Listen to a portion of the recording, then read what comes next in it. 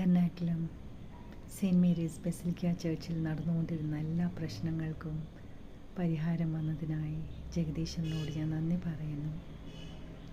അതിനുവേണ്ടി ശ്രമിച്ച എല്ലാ ശ്രേഷ്ഠന്മാരോടും പ്രിയപ്പെട്ട ജനങ്ങളോടും ഞാനും എൻ്റെ കുടുംബവും നന്ദി രേഖപ്പെടുത്തുന്നു.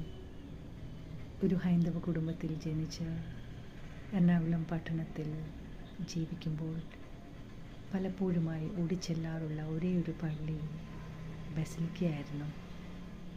അന്നൊന്നും ഈശോ ആരാന്നും എന്താണെന്നും എനിക്കറിയില്ലെങ്കിലും ഒരു സാന്ത്വനത്തിനും സമാധാനത്തിനുമായി ഓടിച്ചെല്ലുന്ന ഒരു പള്ളിയായിരുന്നു ബസിലിക്ക. അങ്ങനെ എൻ്റെ മാതാപിതാക്കളും ഈ ലോകത്ത് നിന്ന് പോയപ്പോൾ ഒരു ദിവസം ഞാൻ ആ പള്ളിയിലേക്ക് ഓടിച്ചെല്ലുമ്പോൾ കണ്ട കാഴ്ച ആ ഗേറ്റ് അടച്ച് ലോക്ക് ചെയ്തിരിക്കുകയായിരുന്നു. അവിടെ നിന്ന് കരഞ്ഞത് ഞാൻ ഇപ്പോഴും ഓർക്കുന്നു. എനിക്കെൻ്റെ തറവാട് പോലെയായിരുന്നു ആ പള്ളി. ആ തറവാട്ട് മുറ്റത്ത് ചെല്ലുമ്പോൾ ഗേറ്റ് അടച്ച് പൂട്ടിയ ഒരു അനുഭവമായിരുന്നു അപ്പോൾ എൻ്റെ മനസ്സിൽ വന്നത്. അന്ന് ഞാൻ മനസ്സിലാക്കി, കാഴ്ചയാലല്ല നമ്മൾ ജീവിക്കേണ്ടത്, വിശ്വാസത്തിലാണ്. ഇന്ന് കാണുന്നത് നാളെ കാണണമെന്നില്ല പ്രിയരെ. പക്ഷേ നമ്മളിന്നും വിശ്വാസത്തിൽ ജീവിക്കുവാണെങ്കിൽ അതിൽ നമുക്ക് ഒരു കാലത്തും പരിഭ്രമിക്കേണ്ടി വരികയില്ല. കർത്താവ് പറഞ്ഞിട്ടുണ്ടല്ലോ, കാണുന്നതും കേൾക്കുന്നതുമല്ല കാണാത്തതിനെ വിശ്വസിക്കുക എന്ന്. അതെ, അതാണ് ഒരു ജീവനുള്ള പ്രത്യാശ നൽകുന്ന ഒരേ ഒരു സത്യം.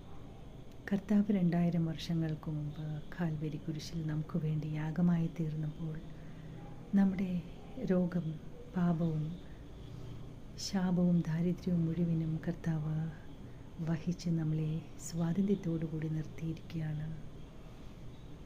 പീപ്പിൾ പെരിഷ് വിത്തൗട്ട് വിഷൻ എന്നാണ്. നമുക്ക് നമ്മുടെ ഈ കർത്താവിനെ രുചിച്ചറിയണം പ്രിയരെ.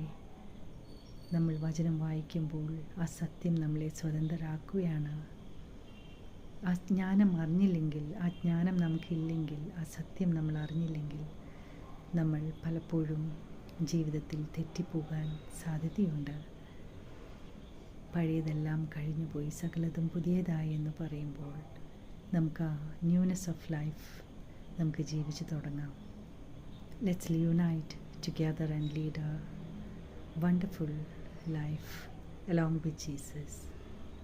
Stay blessed.